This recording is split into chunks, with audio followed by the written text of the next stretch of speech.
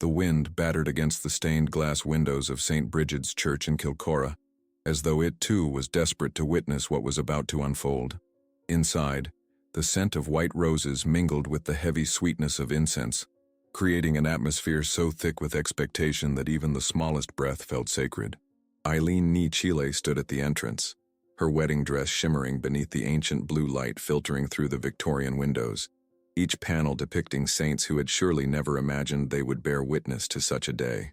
The church was full, every pew packed with neighbors who had watched Eileen grow from a barefoot girl running through the fields to the woman she had become. Strong, quiet, resilient. The kind of woman who carried herself with the dignity that West Ireland breeds into its daughters. Her mother, Mary, sat in the front row, clutching a lace handkerchief so tightly her knuckles had turned white. Beside her, Seamus Ni Chile, Eileen's father, stared straight ahead, his weathered face unreadable beneath his poorly fitted suit jacket. At the altar, Declan O'Donnell waited, tall, blond, his hands clasped nervously before him. He smiled when their eyes met, but there was something fragile in that smile, something that made Eileen's chest tighten without understanding why. Behind him stood his father, Padraig O'Donnell, gray-haired and immaculate in his black suit, watching the ceremony with the calm satisfaction of a man who believes he has won something. The organ began its triumphant march. Eileen took her father's arm, and together they moved down the aisle, step by step, breath by breath. The faces around her blurred into a sea of smiles and tears, murmured blessings and clasped hands.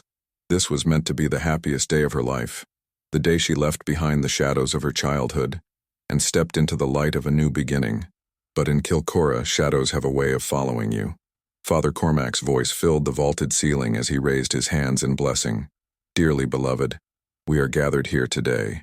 His words were ancient, practiced, comforting, the kind of words that had been spoken in this church for over 200 years, binding lives together in the sight of God and community.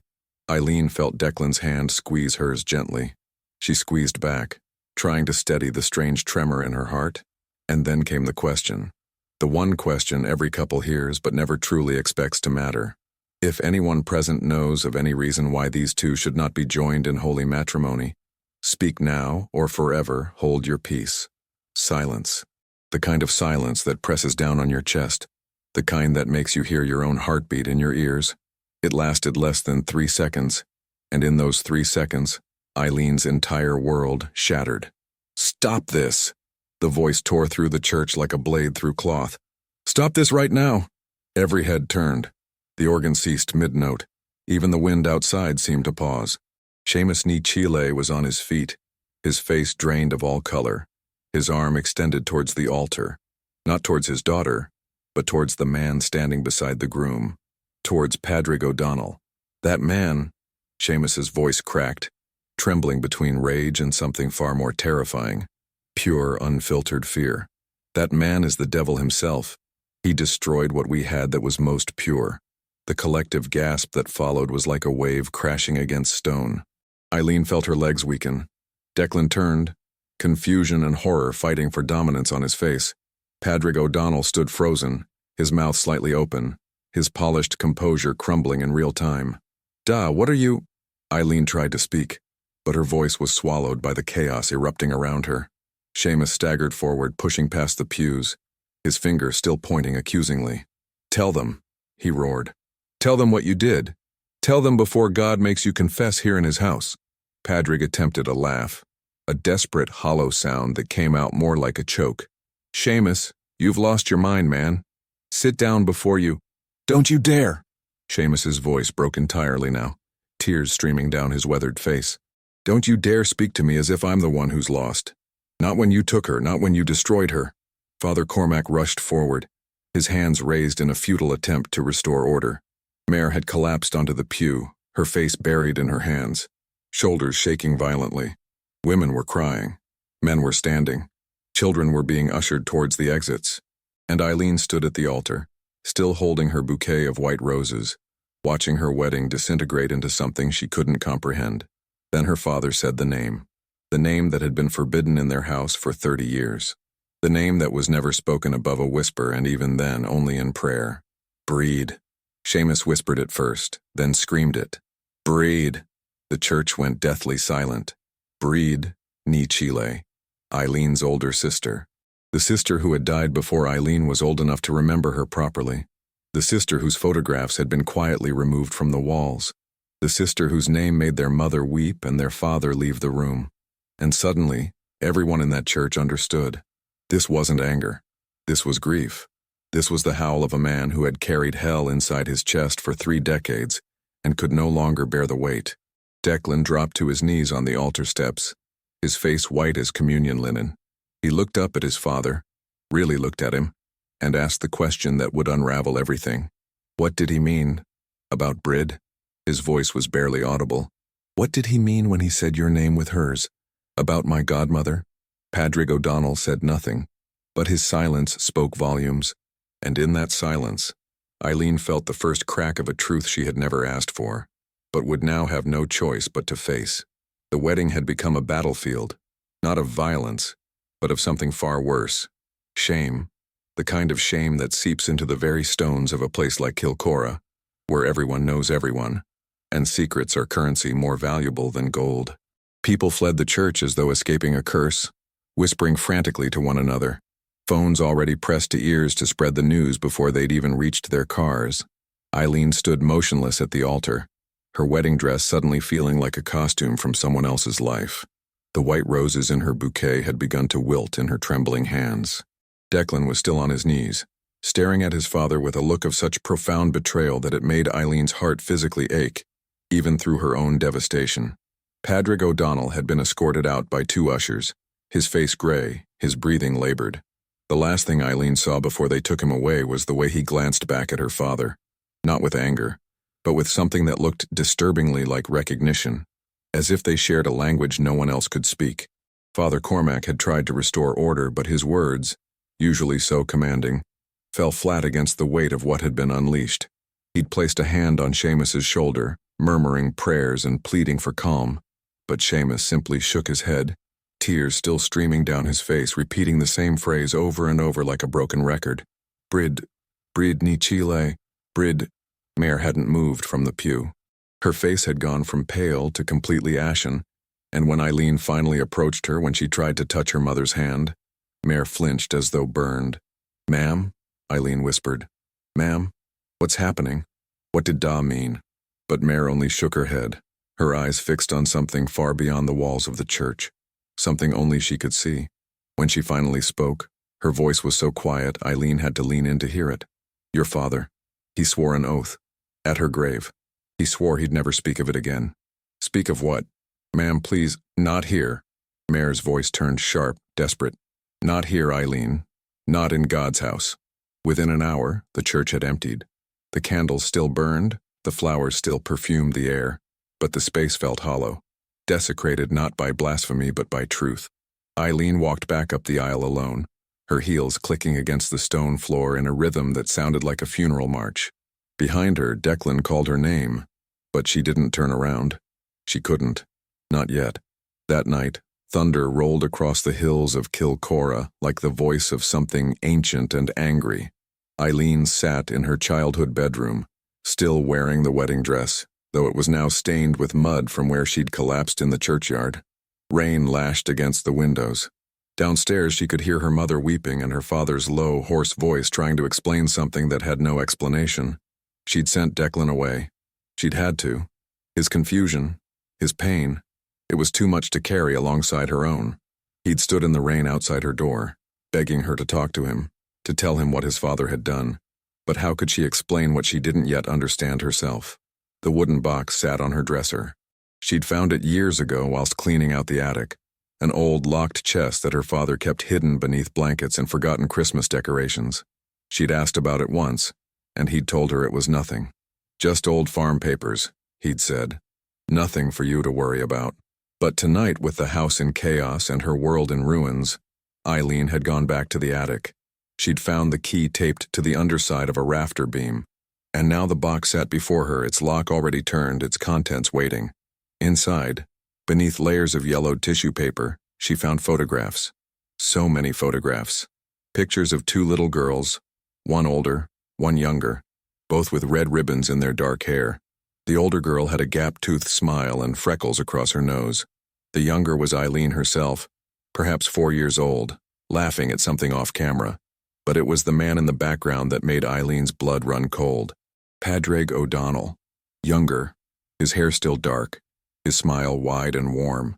He stood behind the two girls with his hands on their shoulders, looking for all the world like a beloved uncle or family friend.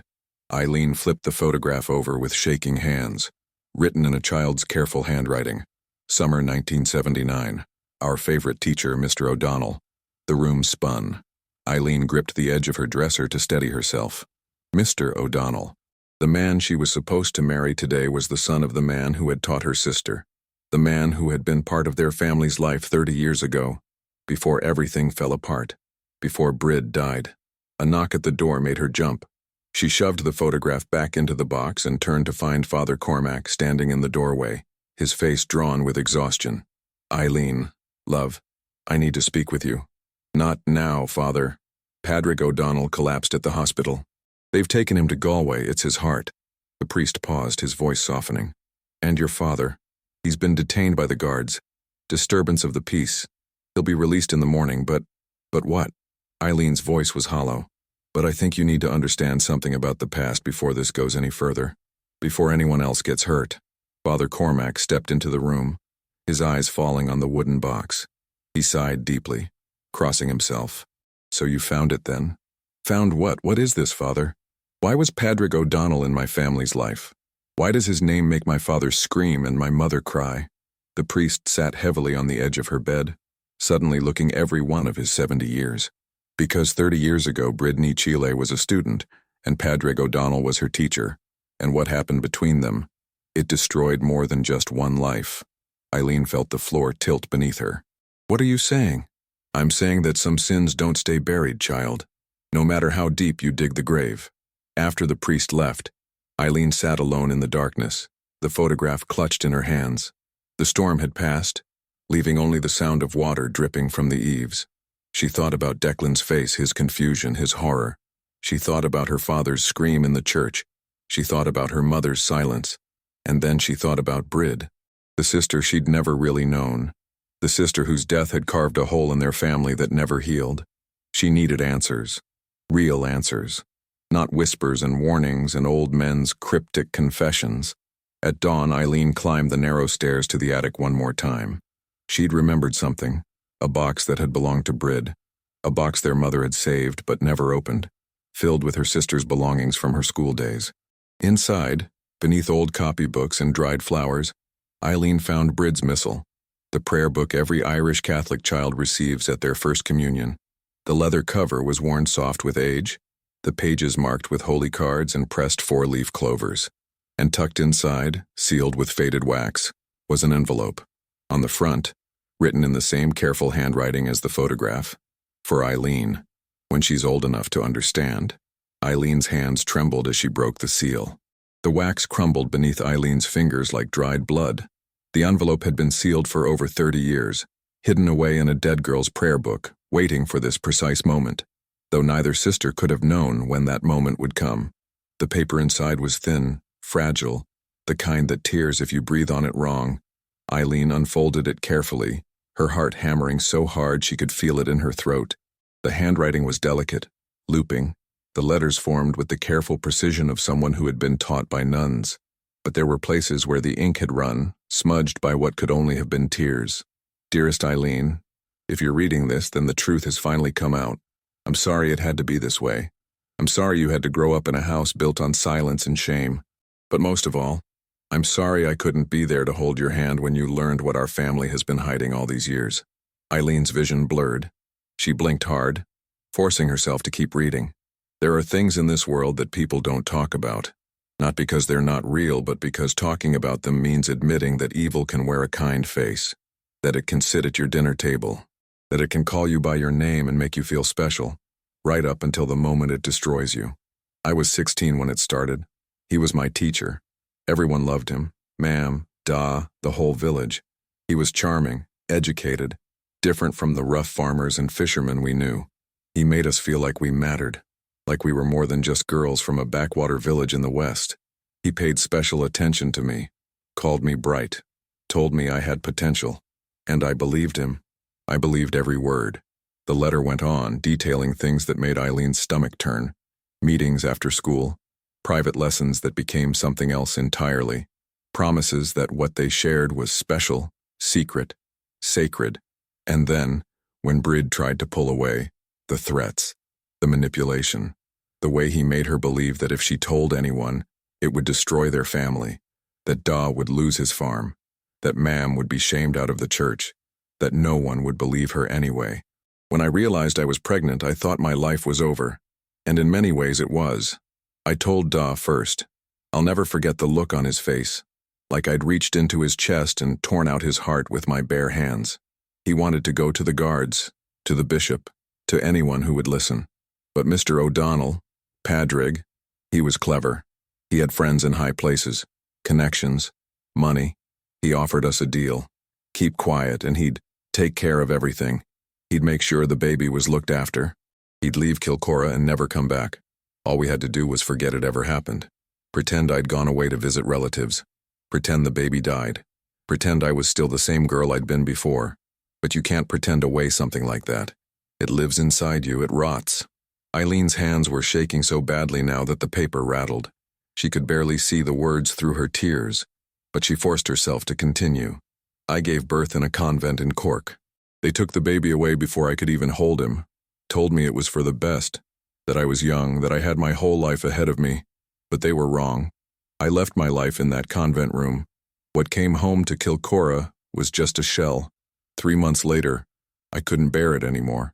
The weight of the secret, the way Da looked at me, like I was broken glass he was afraid to touch, the way Mam prayed over me every night as if prayer could wash away shame, the way the whole village whispered without knowing why. I'm sorry, Eileen. I'm so sorry you'll grow up without a sister. But please understand, I didn't do this because I was weak. I did it because I was finally strong enough to choose my own ending. If you're reading this, it means Da broke his promise. It means he finally told the truth. Don't hate him for keeping quiet all these years. He was trying to protect you, to give you a life free from the shadow that consumed mine. But if you ever see a man named Padrig O'Donnell, if you ever hear that name, run. Run as far and as fast as you can. Because men like him don't change. They just find new victims. I forgave him, you know. Not for his sake, but for mine. I needed to let go of the hate so I could die in peace. But forgiveness doesn't mean forgetting. And it doesn't mean letting him destroy anyone else. Live, Eileen. Live the life I couldn't. Be loud where I was silent. Be brave where I was afraid. And if you ever have daughters of your own, teach them that their voices matter more than anyone's comfort. With all my love, your sister, Brid. The letter fell from Eileen's hands. She sat on the cold attic floor, her wedding dress pooling around her like a shroud, and she wept. Not the polite, quiet tears women are taught to cry in Ireland, but raw, guttural sobs that came from somewhere so deep inside her she didn't know it existed. Everything made sense now. The gaps in family stories. The way certain years were never mentioned. The photograph albums that started when Eileen was 5, as if nothing had existed before. Her father's drinking. Her mother's obsessive attendance at Mass. The way they both flinched whenever anyone mentioned the name Brid. And Padrig O'Donnell, the man who had been welcomed back into their lives through his son. The man whose hand Eileen had shaken at family dinners. Whose cheek she had kissed at Christmas. Who had smiled at her across the table, knowing exactly who she was, knowing exactly what he'd done to her sister. The man she had almost married into. Eileen stood on shaking legs and walked downstairs. Her mother was in the kitchen, staring at a cold cup of tea, her rosary beads wrapped around her white-knuckled fist. When she saw Eileen, saw the letter in her daughter's hand, Mare's face crumbled. Eileen, please. How could you? Eileen's voice was barely a whisper, but it cut through the kitchen like a knife. How could you let that man back into our lives? How could you smile at him? Feed him? Welcome his son into our home? We didn't know. Mary's voice broke. We didn't know Declan was... We thought the baby had died. That's what they told us. That the baby didn't survive. We thought... You thought what? That you could pretend it never happened? That you could bury Brid and bury the truth with her? We were trying to protect you. Mare stood, her hands reaching out. We wanted you to have a normal life, a happy life. God knows you deserved that much after what? After my sister killed herself because you chose silence over justice? Eileen's voice rose. Don't you dare tell me this was about protecting me. This was about protecting yourselves. About protecting this family's precious reputation. Your father wanted to go to the guards. Mara was crying now, years of suppressed anguish finally breaking through. He wanted to burn that man's life to the ground, but they told us there wasn't enough evidence, that it would be Brid's word against his, that the scandal would destroy us. So we made a choice. You made the wrong choice. Eileen walked past her mother, past the photographs on the wall that showed a family frozen in forced smiles, and out into the rain. She didn't know where she was going. She only knew she couldn't stay in that house for another second. She ended up at the old stone wall that bordered their property, the same wall where she and Brid used to sit as children, counting sheep and making wishes on falling stars. The rain had soaked through her clothes, but she barely felt it. She stared out at the dark hills of Kilcora, at the scattered lights of houses where people slept peacefully, unaware that the world had just shifted beneath them. The sound of a car engine made her turn. Declan's old Land Rover pulled up to the wall, and he stepped out, a folder clutched against his chest to protect it from the rain. His face was haggard, his eyes red-rimmed. Eileen, he said, his voice hoarse. I found something. I went to the university library in Galway. I've been there all night, and you need to see this. He handed her the folder. Inside were photocopies, old faded documents stamped with the seal of the Garda Síochána, police reports from 1980, witness statements, medical examinations, all of them relating to a case that had been opened and quietly closed within the span of 3 months. Alleged victim, Bridney Chile, age 16. Alleged perpetrator, Padraig O'Donnell, visiting teacher. Status insufficient evidence to proceed, but it was the final page that made Eileen's world tilt on its axis. A handwritten note, barely legible, paper-clipped to the file. Witness name redacted at family's request. Case closed by order of Superintendent Dermot Quinn. Subject left jurisdiction. No further action recommended. They buried it, Declan whispered. My father had connections. He knew people, and they helped him disappear the case. He looked at Eileen with such raw pain in his eyes. I didn't know. I swear to God, Eileen, I didn't know what he was. Eileen stared at the documents, then at Declan, this man she had loved, this man she had been about to build a life with, and she realized with awful clarity that none of this was his fault. He was as much a victim of his father's sins as she was. We have to finish this, she said quietly. We have to make sure everyone knows what he did, what they all let him get away with. How? Eileen looked back towards the village, towards the church spire rising against the stormy sky. We make them listen, even if it destroys everything. She was about to say more when Declan turned over the last page in the folder, a page she hadn't seen yet. It was a photograph, a Polaroid, faded with age but still clear enough to make out the details. It showed a wedding, not theirs, but one from years ago, 1993, according to the date stamp in the corner. And there, in the background, partially obscured by a pillar, stood a figure in a dark hooded coat. The person was watching the ceremony from a distance, and around their neck hung a distinctive silver medallion. Eileen recognized it immediately. She'd seen it in photographs, in Brid's jewelry box. It was her sister's confirmation medal, but Brid had died in 1980, which meant someone else had been wearing it. Someone who had been watching. Someone who knew. The rain drummed against the bonnet of Declan's Land Rover with a rhythm that matched Eileen's racing heartbeat. They sat inside the vehicle, the windows fogged with their breath, the folder spread open between them like evidence at a trial. The Polaroid photograph lay on top, that mysterious figure in the hooded coat, watching a wedding from the shadows, wearing a dead girl's medallion. Who is that? Declan's voice was barely audible over the rain. Who would have Brid's medal? Eileen picked up the photograph with trembling fingers, holding it closer to study the figure. The image was grainy, the person's face completely obscured by the hood, but there was something about the way they stood, hunched slightly as if carrying an enormous weight, that felt disturbingly familiar. I don't know, she whispered, but someone knows. Someone has been watching. All these years. Declan flipped back through the police reports, his jaw clenched so tight Eileen could see the muscle jumping beneath his skin. These documents, they're not just about the case being dropped. Look at this. He pointed to a section she'd missed. There are references to other complaints, other girls, all of them dismissed, all of them buried. Eileen felt bile rise in her throat. How many? At least 4 that are mentioned here. But these are just the ones who came forward. How many others were too afraid? Declan's voice cracked. My father. Christ, Eileen. He wasn't just a predator. He was protected. The guards, the church, the community, they all looked the other way. Because that's what people did back then, Eileen said bitterly. They protected reputations instead of children. They cared more about scandal than justice. Declan leaned back against the seat, his eyes closed. I keep trying to remember, trying to find something in my childhood that would have told me. Some sign that the man who raised me was capable of... He couldn't finish the sentence. You were a child, Declan. You couldn't have known. But I should have. His eyes snapped open, filled with anguish. All those times he'd come home late from school meetings. All those extra tutoring sessions he never talked about. The way he'd get letters that he'd burn in the fireplace without reading to Ma'am. I thought he was just private. Respected his work.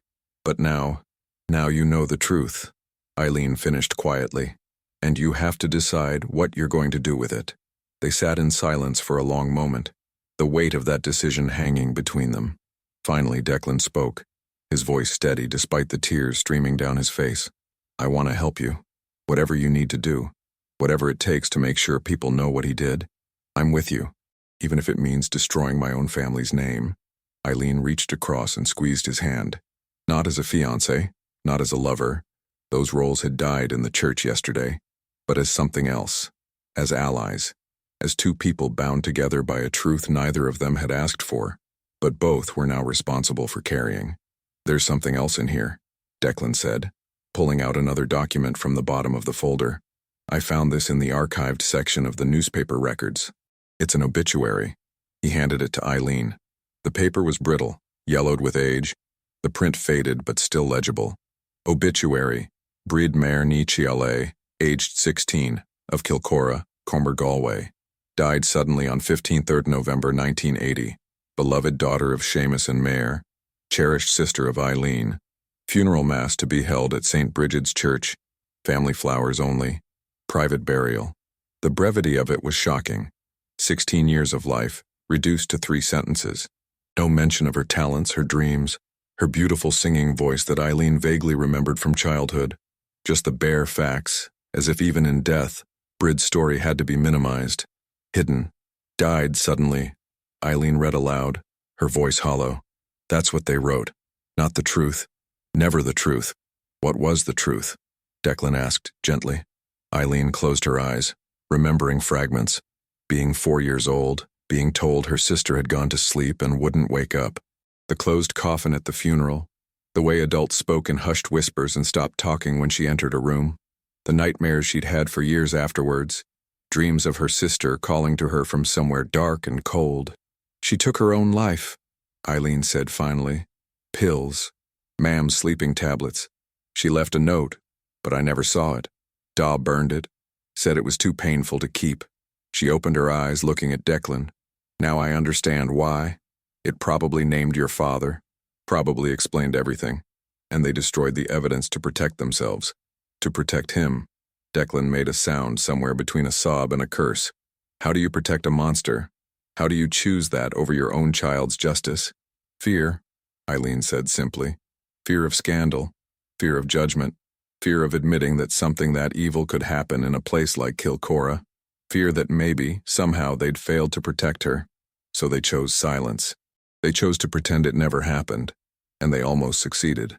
Until yesterday, Declan said. Until your father couldn't take it anymore. Until he saw me about to marry into the family of the man who killed his daughter.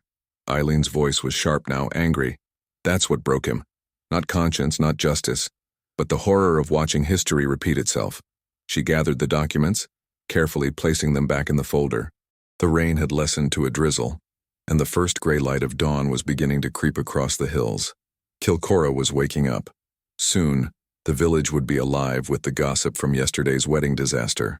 Phones would ring, stories would spread, and Eileen knew that if she didn't control the narrative, someone else would. We need to go to the guards, she said. Properly this time. Not with whispers and redacted files, but with everything. The letter. These documents, my father's testimony, we reopen the case. Eileen, these are 30-year-old crimes. The statute of limitations. I don't care about convictions, she interrupted. I care about truth.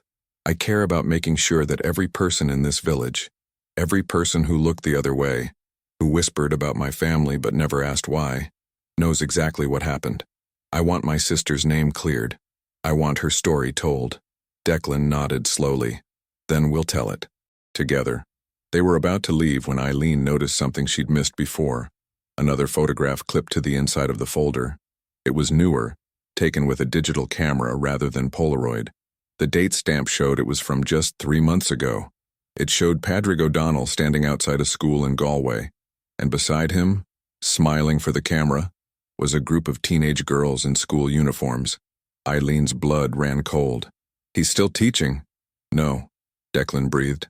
No, he told me he retired years ago. He said, he lied. Eileen's voice was ice.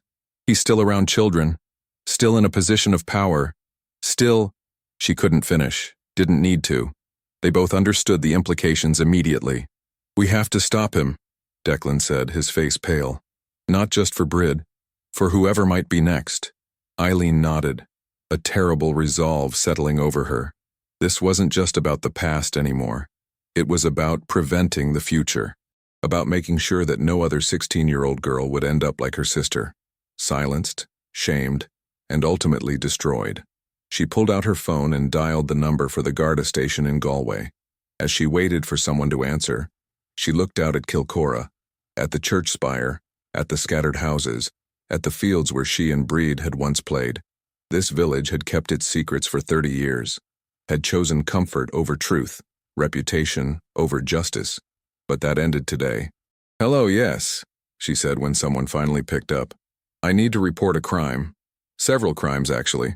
And I need to speak to whoever is in charge of reopening cold cases. As she gave the details, Declan reached into the folder one more time and pulled out the final document, one they'd both somehow overlooked in the chaos of everything else. It was a birth certificate. Faded, but official. Name, Declan Padraig O'Donnell. Born 15th August 1980. Mother unknown. Father, Padraig Joseph O'Donnell. But there was something else. A handwritten note in the margin, barely visible, written in what looked like a nurse's scrawl. Baby surrendered by Magdalene Laundry Cork. Mother's name withheld per agreement. Declan stared at the date. August 1980. 3 months before Brid died. 3 months after she would have given birth. The world seemed to stop spinning. Eileen, he whispered. Eileen, look at this. She lowered the phone, her eyes falling on the birth certificate. And in that moment, everything, every piece of the terrible puzzle, fell into place. Declan wasn't just the son of the man who had destroyed Brid. He was Brid's son, and Eileen had almost married her nephew. The birth certificate fell from Declan's hands, fluttering to the floor of the Land Rover like a dead leaf. Neither of them moved to pick it up. Neither of them could move at all. The silence between them was so profound that Eileen could hear her own blood rushing in her ears, could hear the distant bleating of sheep in the fields, could hear the entire world continuing to turn whilst theirs had just shattered completely. No, Declan finally whispered. No, that's not. That can't be. But even as he said it, Eileen could see the truth settling over him like a shroud. The dates aligned. The hidden birth. The way Padraig had always been so protective of him, so controlling. The way he'd forbidden Declan from asking about his mother. Always saying she'd died in childbirth and that it was too painful to discuss. Another lie. Another secret. Another piece of the horror that was their intertwined families. Brid was your mother, Eileen said, her voice strangely calm despite the chaos in her mind. And I'm your aunt. Stop. Declan pressed his hands against his temples as if he could physically push the truth back out. Please, just stop. We have to face it, Declan. We have to face what this means. It means everything is corrupted. His voice broke, and he slammed his fist against the steering wheel. It means my entire life is built on a lie. It means the man I called father is actually, Christ, I can't even say it. And my mother, my real mother, killed herself rather than live with what he'd done to her. Rather than live knowing I existed. That's not true, Eileen said fiercely, grabbing his arm. Brid's letter said they took you from her. She never got to hold you. She never had a choice. They ripped you away and told her you were dead. Can you imagine that? Can you imagine the grief, the guilt, thinking your baby died because of what happened to you? Declan was crying now, harsh sobs that shook his entire body. She was 16. She was just a child herself. And he raised me, fed me, taught me, told me bedtime stories. How? How could he do that knowing what he'd done to create me? Eileen didn't have an answer. There was no answer that would make any of this bearable. They sat there in the gray dawn light, two people whose lives had been irrevocably altered by secrets kept and truths finally revealed. Eventually, Declan wiped his face and started the engine. "Where are we going?" Eileen asked. "Kilcora, the old parish school, the one they closed down in the 90s. His jaw was set, his eyes hollow but determined. "If we're going to tell this story, really tell it, then I need to see where it started. I need to stand in the place where he destroyed her." The drive to the abandoned school took only 10 minutes, but it felt like crossing into another world. The building sat at the edge of the village, surrounded by overgrown fields and ancient stone walls. It had once been the pride of Kilcora, a solid 2-story structure built of gray stone with tall windows designed to let in the maximum amount of light. Now the windows were boarded up, the roof sagging, the walls covered in ivy that seemed to be slowly pulling the entire structure back into the earth. They parked outside and walked to the entrance. The door was locked, but age and weather had weakened the wood. Declan shouldered it open with little effort. Inside, the smell hit them immediately. Damp, decay, and something else. Something that felt almost like grief, as if the building itself remembered what had happened within its walls.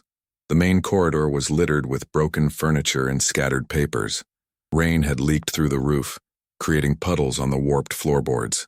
Classrooms opened off to either side, their desks still arranged in neat rows, waiting for students who would never come. Eileen walked slowly down the corridor, her footsteps echoing in the emptiness. She tried to imagine her sister here, young, bright, full of dreams, walking these same halls, sitting in these classrooms, trusting the adults who were supposed to protect her. In the last classroom on the right, she stopped. The blackboard was still mounted on the wall, covered in decades of dust. But beneath the grime, faint chalk marks were still visible. Eileen approached it, her hand trembling as she reached out to touch the surface. Someone had written initials, Beanie C, Bridney Chile, and beneath it, 3 words that made Eileen's heart break. Faith, hope, silence. "She wrote that," Declan said from behind her. He'd found an old attendance book in a filing cabinet, the pages brittle and water-stained. "Look, her name is all through this. Perfect attendance, top marks in every subject. The teacher's notes say she was exceptional, a credit to her family, destined for great things. Until he took all of that from her," Eileen said quietly. They spent an hour searching through the detritus of the abandoned school, piecing together fragments of the past. They found old photographs pinned to a corkboard in what must have been the staff room. Images of school plays, sports days, choir performances. In several of them they could see Brid, always smiling, always surrounded by friends. And in the background of too many of them, Padraig O'Donnell, always watching. In a storage cupboard they discovered boxes of old school records, class registers, report cards, letters from parents. And tucked into one of these boxes, protected in a plastic sleeve, was Brid's diary from 1979. Eileen held it with shaking hands. The cover was decorated with stickers of flowers and horses. Childish, innocent. She opened it slowly, almost afraid of what she'd find. The early entries were mundane. Notes about homework, complaints about the weather, excitement about an upcoming disco.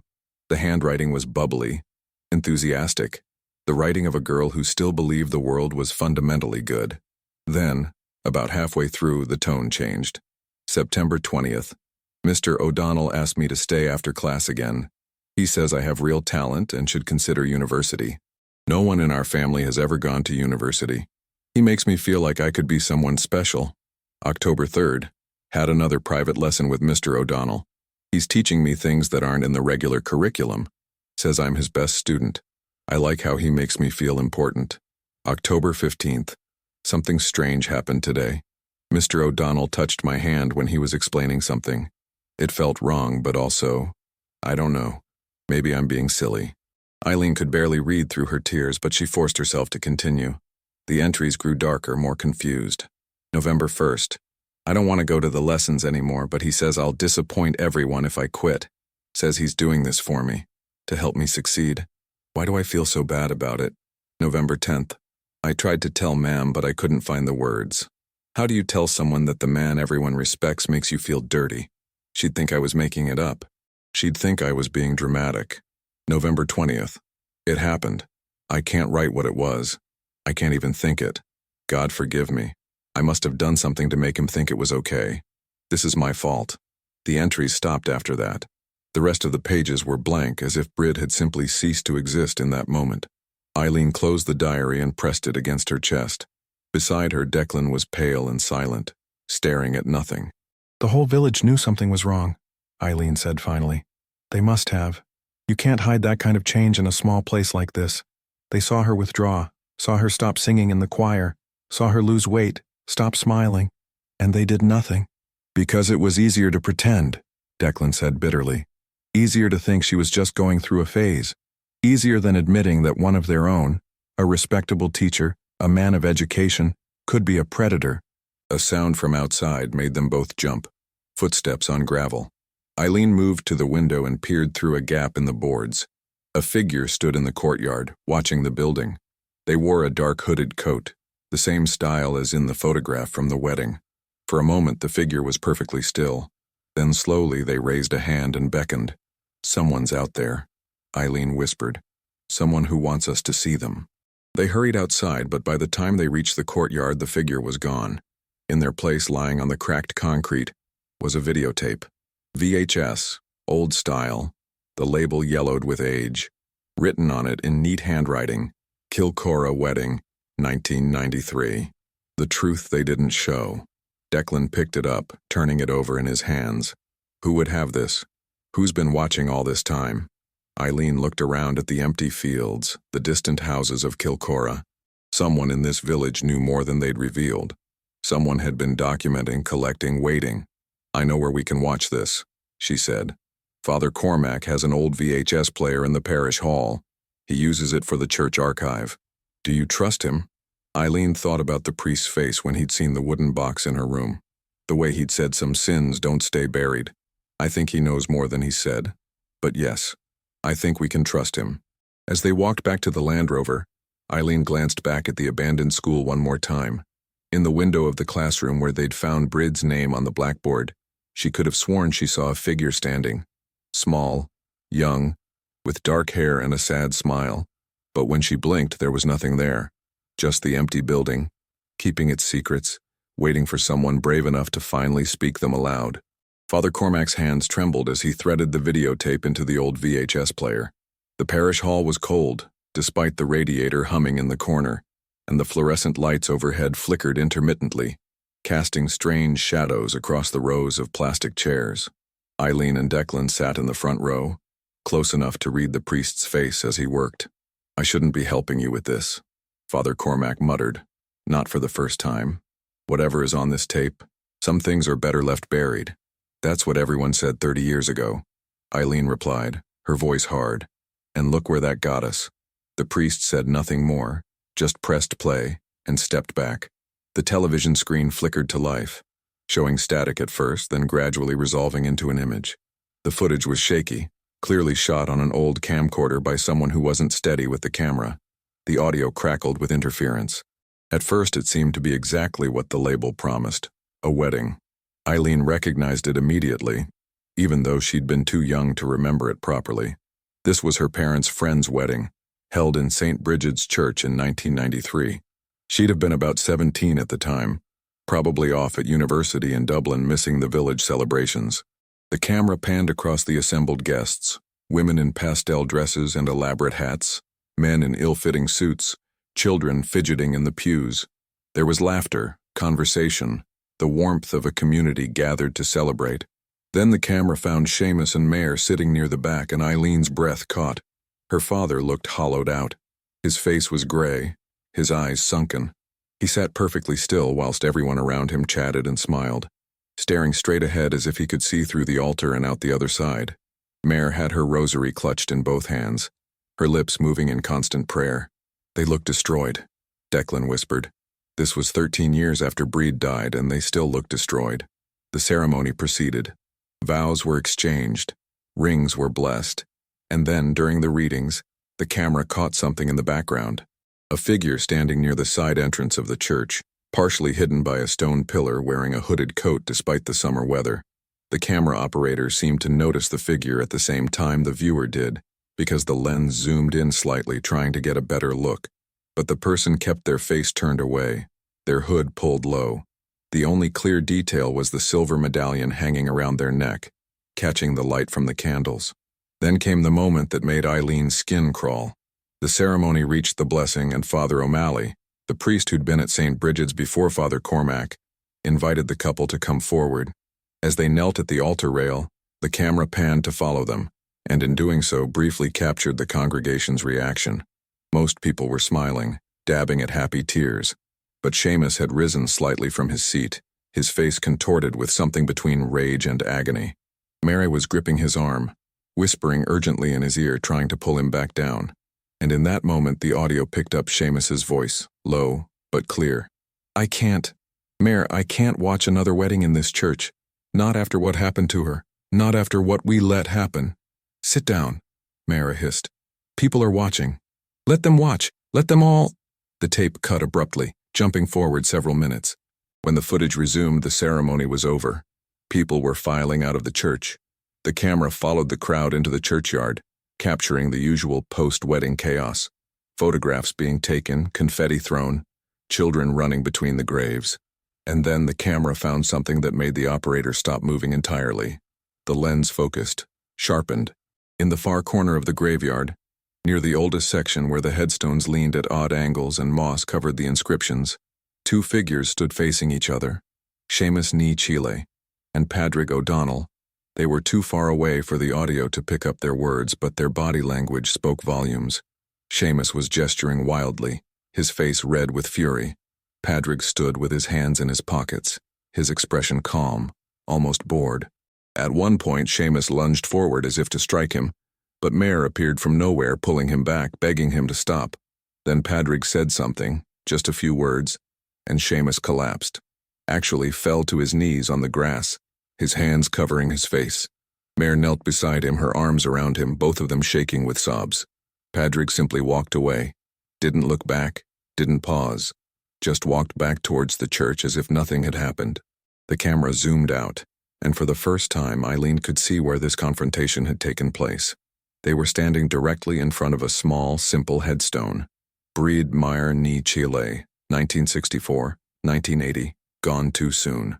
"He went to her grave," Eileen breathed. "He went to Brid's grave on someone else's wedding day and confronted her father." "No," Declan said, his voice shaking. "Look at the angle. Look at where the camera is positioned. My father went to the grave first. He was already there when your father found him." The tape continued. The wedding reception, dancing, speeches. The camera captured it all with an almost obsessive attention to detail. But every so often, it would pan back to Seamus and Mare, sitting at their table, not eating, not drinking, not speaking, just sitting in their pain like two people slowly drowning. Near the end of the reception, as evening fell and the party moved indoors, the camera caught one more crucial scene. Padraig O'Donnell standing outside the hall smoking a cigarette, and approaching him from the car park, the hooded figure. This time the camera was close enough to catch snippets of conversation. "Can't keep doing this," a woman's voice muffled by the hood. "I'm not doing anything." Padraig's voice smooth and unconcerned. "You went to her grave, on a wedding day. You're tormenting them. I'm allowed to pay my respects." "Respects?" The woman's voice rose, sharp with anger. "You destroyed that girl, you destroyed that entire family, and you stand here acting like—" "Careful," Padraig interrupted, his voice dropping to something cold and dangerous. "Careful what you say, what you accuse. People in this village have long memories, and some secret, well, they don't just hurt one family, do they?" The hooded figure stepped back, and for just a moment, less than a second, the hood slipped. The camera caught a glimpse of the face beneath. Eileen gasped. Beside her, she heard Father Cormac murmur a prayer. It was a woman in her 60s, Gray hair, sharp features, eyes red from crying. Mrs. Kathleen Murphy, the village school teacher, the woman who had taught half of Kilcora to read and write, the woman who was known throughout the county as a pillar of respectability and moral fortitude. The tape cut to static. Then, after several seconds of snow and interference, a new image appeared. This footage was different, older, grainier, shot on a different camera entirely. The date stamp in the corner showed August 1980. It was a hospital room, sterile, white-walled, with a single bed. And in that bed, so young she looked like a child herself, was Brid. She was crying. Great, heaving sobs that shook her entire body. A nurse stood beside the bed, trying to be comforting, but clearly uncomfortable with the situation. And in the nurse's arms, wrapped in a white hospital blanket, was a baby. "Please," Brid's voice came through the speakers, cracked and desperate. "Please, let me hold him just once, please." "It's better if you don't, love," the nurse said, not unkindly. "Makes it harder to let go." "I'm not letting go." Brid tried to sit up, reaching for the child. "That's my baby, that's my—" The door opened. Padraig O'Donnell entered, younger but unmistakably him. Behind him, a woman in a nun's habit, stern-faced, carrying paperwork. "The paperwork is complete," the nun said briskly. "The baby goes into the father's custody. The mother has signed the necessary documents." "I didn't sign anything," Brid screamed. "I didn't agree to this." "You're 16 and unmarried," the nun replied, her voice cold. "You have no legal standing. The father has generously agreed to take responsibility for the child. You should be grateful." "Grateful?" Brid looked at Padraig with pure hatred. "You did this to me. You ruined my life. And now you're taking—" "I'm giving the child a proper home," Padraig interrupted smoothly. "A stable environment. What could you offer him? Shame? Scandal? A mother who tried to destroy him before he was even born? That's a lie." But even as she said it, Brid's face crumpled. The pills she'd taken when she first discovered she was pregnant. The desperate attempt to end what she couldn't face. It had failed, but the guilt of that attempt clearly haunted her. The nurse carried the baby towards Padraig. As she handed him over, the camera, wherever it was positioned, captured Padraig's face as he looked down at the infant. There was no warmth there. No fatherly love, just cold satisfaction. "No one needs to know where he came from," Padraig said quietly, almost to himself. "A private adoption. A tragic situation with a mother who couldn't cope. I'm the hero of this story. Saving an unwanted child." Brid's scream was inhuman. The nurse had to restrain her as Padraig turned and walked out of the room, the baby in his arms. The last image on the tape was of Brid, collapsed on the hospital bed, her face pressed against the pillow, her body racked with sobs that sounded like they might tear her apart from the inside. Then the screen went black. The three of them sat in the silence of the parish hall, the only sound the soft whir of the VHS player rewinding. Nobody spoke. Nobody moved. Finally, Declan stood. His face was white, his hands clenched into fists at his sides. "That baby was me," he said, his voice hollow. "She was begging to hold me, and he took me away. He took me away and let her believe I was better off without her. Let her live with that guilt until it killed her." Eileen stood and moved towards him, but he held up a hand to stop her. I need air, He walked out of the hall without finishing the sentence. Through the window, Eileen watched him lean against his Land Rover, his shoulders shaking. "Who filmed that?" she asked Father Cormac. "Who filmed Brid in the hospital?" The priest was quiet for a long moment. Then he said, "Mrs. Murphy was a nurse before she became a teacher. She worked at that hospital. She must have—" He trailed off, shaking his head. "She witnessed it. She filmed it as evidence." Eileen felt a strange mixture of gratitude and rage. She knew what he was. She knew what he'd done. And she stayed silent too. "Perhaps she felt she had no choice," Father Cormac said softly. "There's always a choice," Eileen replied. "And silence is the choice that lets evil prosper." She ejected the tape and held it carefully. This was evidence. This was truth. This was the key to making sure that everyone, absolutely everyone, understood what Padraig O'Donnell had done. Her phone rang. The hospital in Galway. She answered with a knot in her stomach. "Miss Ní Chile? This is Sister Mary from the cardiac ward. Padraig O'Donnell has been asking for you. He's not expected to last the night. He says he wants to confess. Says he won't leave this world without telling you the truth. Eileen looked out at Declan, at the church where her wedding had imploded, at the village that had kept its secrets for so long. Tell him I'm on my way, she said. Tell him I'll listen, and then tell him that every word he says will be recorded, because this time the truth doesn't get buried with the dead. The drive to Galway took 40 minutes, but it felt like crossing into another lifetime. Declan sat in the passenger seat, staring out at the dark countryside rushing past. His face reflected ghost-like in the window. He hadn't spoken since they'd left Kilcora, hadn't even acknowledged Eileen's presence beside him. He'd simply got into the Land Rover when she'd started the engine, and that had been enough. The hospital loomed out of the rainy darkness, a modern building of glass and concrete that seemed impossibly bright against the storm clouds. Inside, the fluorescent lights were harsh, the smell of antiseptic overwhelming. A young nurse led them through corridors that all looked the same, past rooms where machines beeped and families whispered their goodbyes. Padraig O'Donnell's room was at the end of the cardiac ward. Through the window in the door, Eileen could see him, a diminished figure in the bed, surrounded by monitors and tubes. The man who had seemed so imposing at the wedding, so untouchable, was now reduced to this, a dying body being kept alive by machines he couldn't control. "I'll wait here," Declan said suddenly. His voice was hoarse, as if he'd been screaming. I can't look at him. Not yet." Eileen nodded. She understood. "How do you face the man who destroyed your mother, only to discover he's also the father who raised you? How do you reconcile those two truths?" She pushed open the door and entered alone. Padraig's eyes were closed, but they opened when he heard her footsteps. They were watery, pale but still sharp, still calculating. Even on his deathbed, he was trying to work out the angles. "You came," he said, his voice barely above a whisper. "I said I would." Eileen pulled out her phone and set it on the bedside table, the voice recorder clearly visible. "And you said you wanted to confess. So confess." He looked at the phone, and something like a smile crossed his face. "Recording it. Smart girl. You always were clever. Brid would have been proud." "Don't." Eileen's voice was sharp as broken glass. "Don't you dare speak her name as if you have any right to it. I loved her." The words came out in a rush, desperate. "That's what no one understands. I genuinely loved her. That wasn't love. Love doesn't destroy. Love doesn't take and take until there's nothing left." Padraig closed his eyes. "You're right. You're absolutely right. But when I met her, when I saw how bright she was, how special, I convinced myself it was love.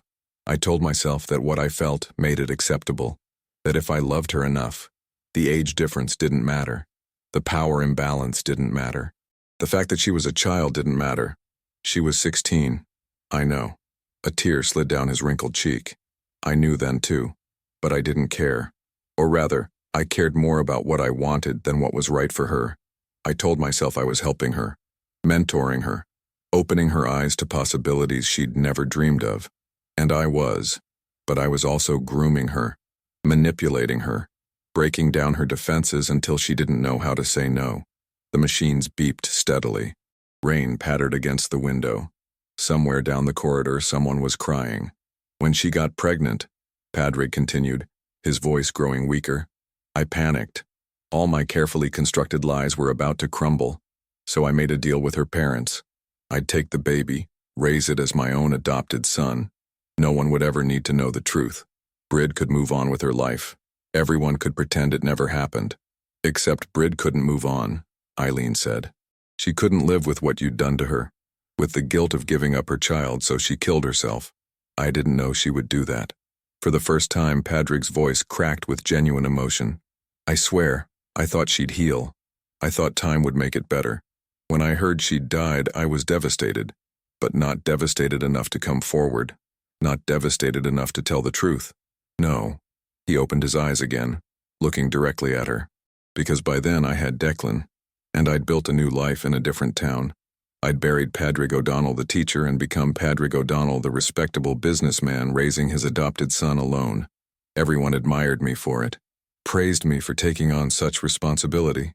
And did you ever think about Brid whilst they were praising you? Every single day." His voice dropped to barely a whisper. "Every time I looked at Declan, I saw her eyes, her smile, her intelligence. He's so like her, Eileen. So brilliant, so kind. Everything she should have been allowed to become. Then why did you come back? Eileen demanded. Why did you let Declan meet me? Why did you allow us to fall in love when you knew, you must have known, who I was?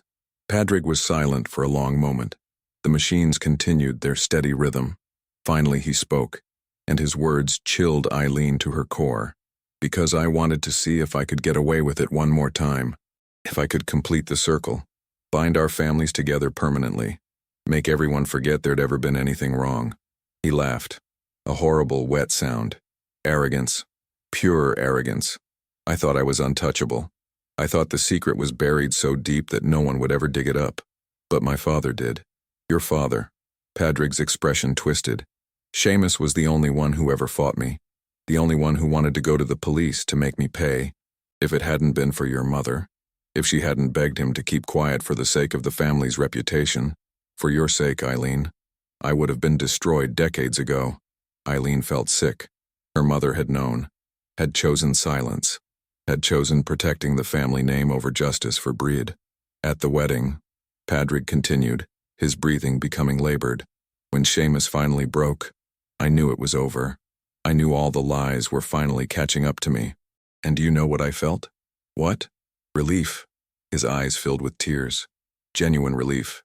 Because carrying that secret for 30 years, it's been its own kind of prison. Every day, wondering if today would be the day someone found out. Every relationship poisoned by lies. Even my own son, especially my own son, living his whole life not knowing who he really is. He knows now. Eileen's voice was cold. We found his birth certificate. We found Brid's diary. We've seen the hospital footage.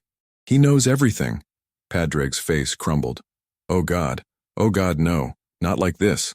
He wasn't supposed to find out like this. How was he supposed to find out? Were you ever planning to tell him? Or were you going to take it to your grave and let him marry his own aunt? I don't know. Padraig was crying openly now, his body shaking. I don't know what I was thinking. I told myself I was protecting him, that knowing the truth would destroy him. But really I was protecting myself. I was a coward. I've always been a coward. The door opened.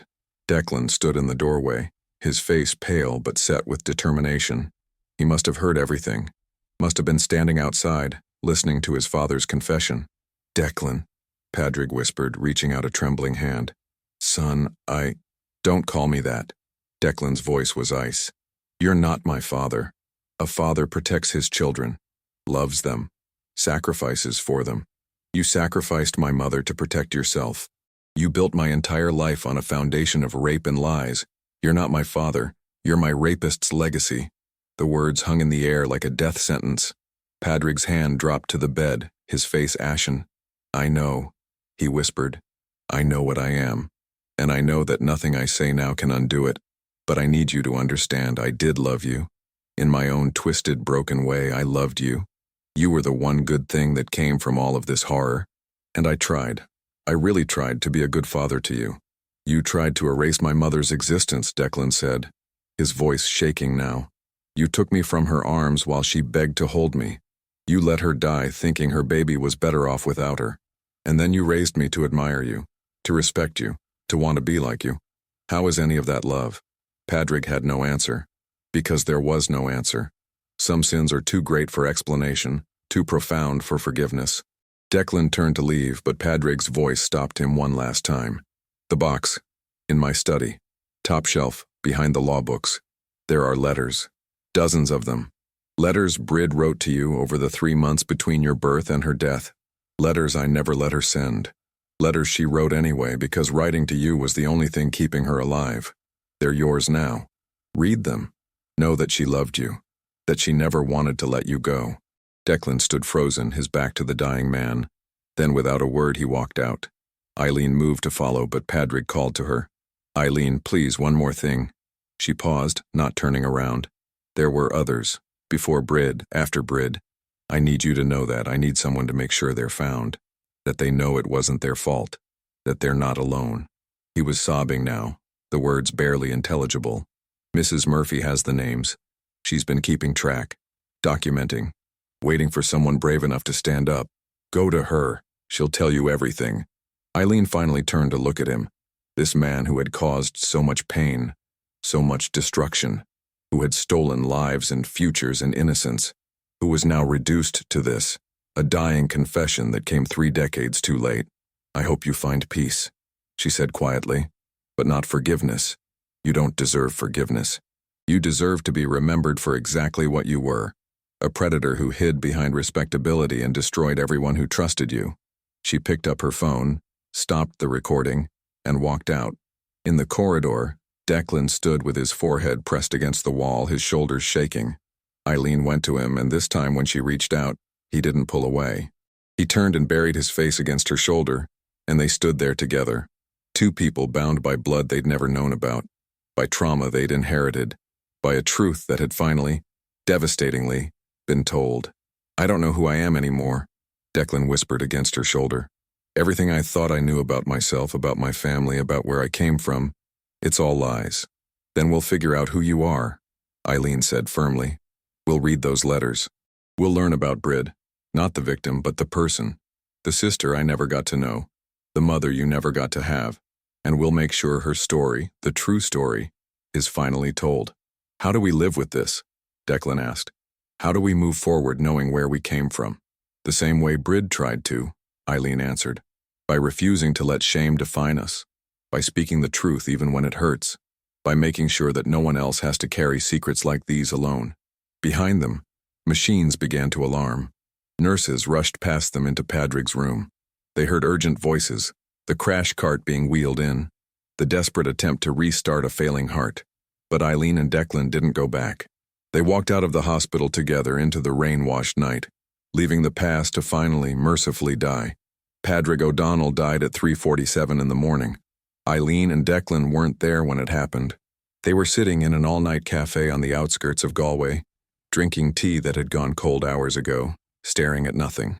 The call came from the hospital just after 4. Declan listened to the nurse's condolences, thanked her quietly, and ended the call. Then he set his phone on the table and said simply, "It's done." They didn't speak about what they felt. Relief, grief, anger, perhaps all 3, tangled together in a knot too complex to unravel. Death doesn't erase what a person did. It doesn't grant absolution or provide closure. It just means the story is finally finished being written by the one who caused all the pain. At dawn, they drove back to Kilcora. The village was waking up. Smoke rising from chimneys, lights appearing in windows. The first customers arriving at Murphy's shop for their morning papers. News of Padraig's death would spread quickly. People would murmur their condolences. Some would even call him a good man who'd overcome tragedy to raise his son alone. But not for much longer. Mrs. Kathleen Murphy lived in a small cottage on the edge of the village, surrounded by a garden that she'd tended for 40 years. When Eileen knocked on her door at 7 in the morning, the old woman answered immediately, as if she'd been expecting them. Her face was drawn, her eyes red from crying, or perhaps from years of not crying enough. "You'd better come in," she said quietly. Inside, the cottage was neat, almost obsessively so. Photographs lined the mantelpiece, generations of Kilcora children she'd taught over the decades. On the wall hung her teaching certificate, her nursing diploma, citations for community service, a life dedicated to helping others, but underneath it all a secret that had poisoned everything. "I saw the videotape," Eileen said without preamble. "The one you left at the old school." Mrs. Murphy nodded slowly, lowering herself into an armchair. "I wondered if you would. I've been leaving breadcrumbs, I suppose you'd call them, for years now, waiting for someone to follow them all the way to the truth." "Why didn't you come forward yourself?" Declan asked, his voice tight with barely controlled anger. "You witnessed what he did to my mother. You filmed it. Why did you stay silent?" The old woman's hands trembled in her lap. "Because I was afraid, and because I was complicit." She looked up at them, her eyes brimming with tears. "When I was a young nurse at that hospital, I saw things that would horrify you. Girls, children really, coming in pregnant, ashamed, being told they were sinful, being separated from their babies, being sent back into the world as if nothing had happened, whilst men like Padraig walked free. But you could have stopped it," Eileen said. "Could I?" Mrs. Murphy's voice rose slightly. "I was a young nurse, barely 25. Who would have listened to me? The doctors who signed off on those forced adoptions? The nuns who ran the Magdalene laundries? The guards who dismissed complaints because respectable men don't do such things? She wiped her eyes roughly. I tried, once. I went to my supervisor about a case. Not Brids, another girl. I was told if I made trouble I'd lose my job and my nursing license, that the scandal would destroy my family. So I stayed quiet, and I've regretted it every day since. Is that why you kept the footage? Declan asked. Why you documented everything? Yes. I thought someday someone would care enough to listen. Someone would be brave enough to use it. She stood and walked to a bookshelf, pulling down a large wooden box. After Brid died, I couldn't bear it anymore. I left nursing and came back to Kilcora to teach. I told myself I could protect the children here, make sure nothing like that ever happened again. She set the box on the table between them and opened it. Inside were files, dozens of them, each labeled with a name, a date, a brief description. These are all the girls I knew about, Mrs. Murphy said, her voice breaking. The ones Padraig hurt before Brid, the ones after, the ones who came to me over the years needing someone to believe them. I documented everything, names, dates, circumstances. I kept every piece of evidence I could find, but I never had the courage to do anything with it.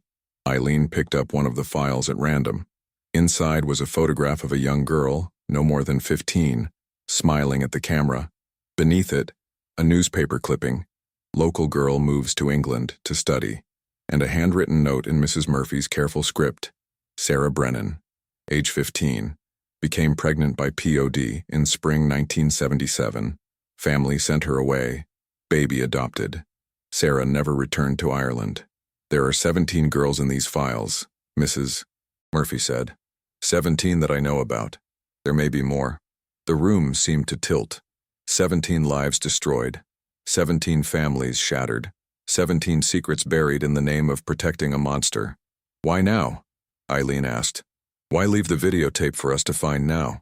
Because when I heard about your wedding, when I realized Padraig's son was marrying Brid's sister, Mrs. Murphy closed her eyes. I knew I couldn't let it happen. I knew I had to stop it somehow. But I'm an old woman now. No one listens to old women, so I left clues, breadcrumbs, hoping someone would follow them to the truth.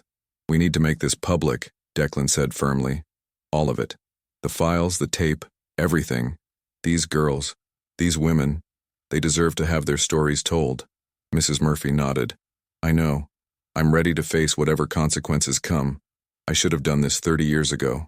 They spent the next 3 days putting together a comprehensive account. Eileen transcribed Brid's letters, the ones Padraig had hidden, the ones where a desperate teenage girl poured out her love for a baby she'd never held. Declan went through the files, contacting the women whose names appeared there, offering them the chance to finally speak their truth if they wanted to. Some did. Some couldn't bear to relive it. But enough came forward that the story became undeniable. Father Cormac helped them organize a community meeting at the church hall. Eileen had expected resistance, people not wanting to hear uncomfortable truths, but she'd underestimated the power of mothers, of sisters, of women who'd spent their entire lives being told to stay quiet. The hall was packed, every seat filled, people standing along the walls. And when Eileen stood at the front, when she began to speak, you could have heard a pin drop. She told them about Brid, about the bright, beautiful girl who'd been groomed and assaulted by a man everyone trusted, about the baby torn from her arms, about the suicide that had been ruled an accident to protect the family's reputation, about 30 years of silence that had nearly led to history repeating itself. She showed them the videotape, played them Padraig's deathbed confession, read them excerpts from Brid's letters, and when she was finished, when the last word had been spoken, the silence in that hall was deafening. Then, slowly, one woman stood, then another, and another. Women who'd been taught that their pain didn't matter, that speaking out would bring shame, that good Irish girls suffer in silence. They didn't stay silent anymore. The story broke in the Irish Times 3 days later. Decades of abuse covered up in small Irish village. From there it spread. International news outlets, investigative journalists, demands for official inquiries. The Garda opened multiple investigations. The church issued statements. And Kilcora, the quiet village that had kept its secrets so well, became the center of a conversation Ireland had been avoiding for far too long. Not everyone was supportive. Some people accused Eileen of destroying Padraig's memory, of dragging the village's name through the mud. Her mother stopped speaking to her for 2 months. But others, so many others, reached out with their own stories, their own secrets, their own desperate need to finally be heard.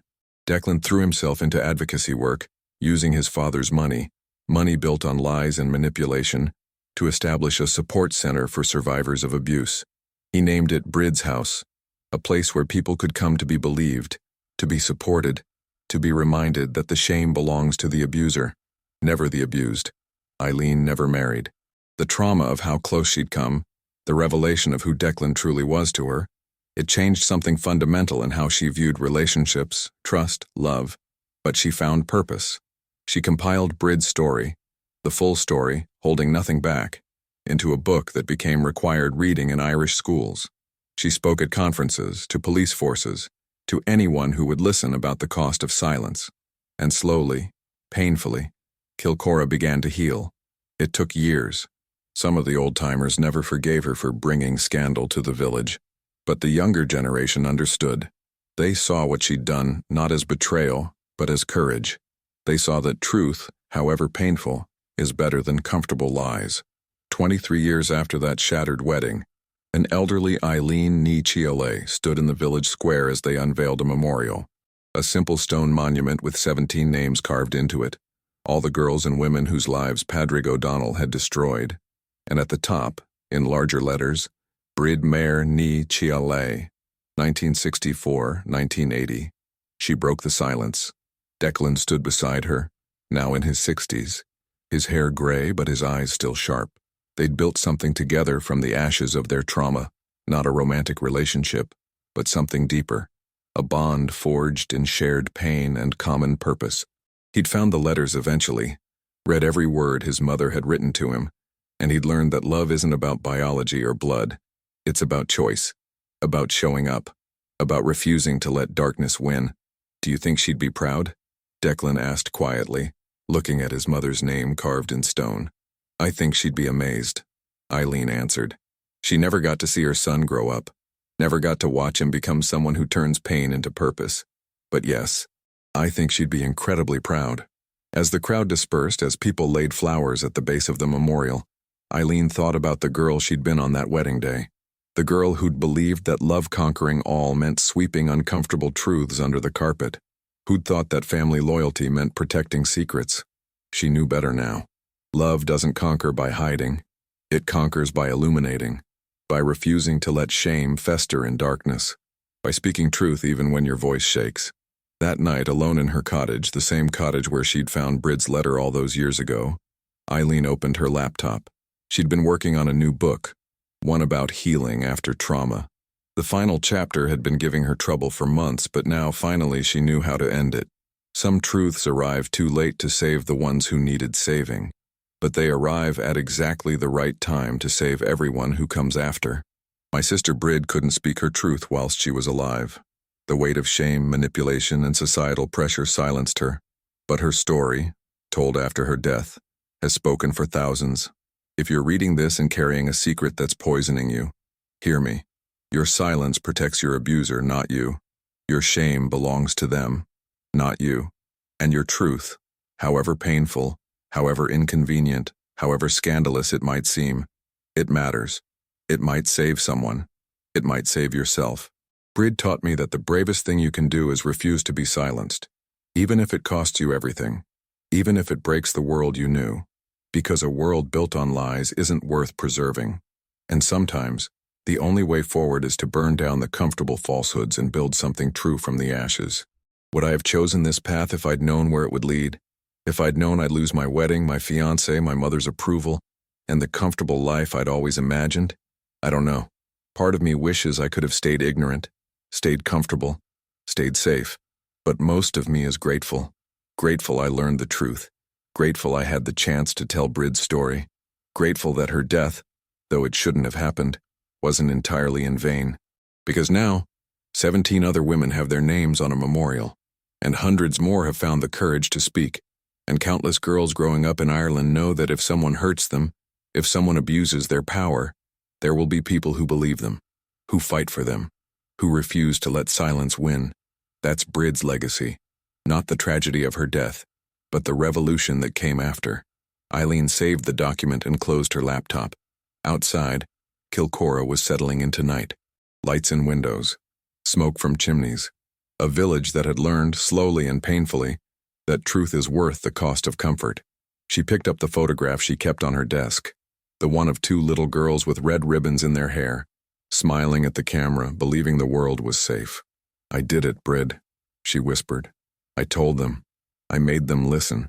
And I'll keep telling them until every last girl knows she has the right to speak, to be heard, to be believed." The photograph didn't answer, of course, but in the silence of her cottage, surrounded by the evidence of a life spent fighting for truth, Eileen felt something she hadn't felt in years. Peace. Not the peace of forgetting, not the peace of moving on, but the peace of knowing that she'd done what needed doing, that she'd honored her sister's memory not by maintaining comfortable lies, but by refusing to let her story be buried with her bones. Some truths destroy the world you know, but they build a better world for those who come after. And in the end, that's the only legacy worth leaving.